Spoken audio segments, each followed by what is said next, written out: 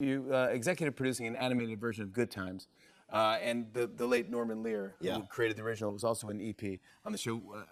Did you ever get to meet him? What was he like? I knew him very well. Yeah, he Really? was one of my idols. He was one of the reasons that I came out to Hollywood and became a writer. He was somebody, I don't know who it was, after he passed away, said he was always the youngest guy in the room, which is 100% true. That's so funny. And my favorite story of his, these guys would come out of World War II and they would write for things like The Twilight Zone and Dick Van Dyke Show and whatnot.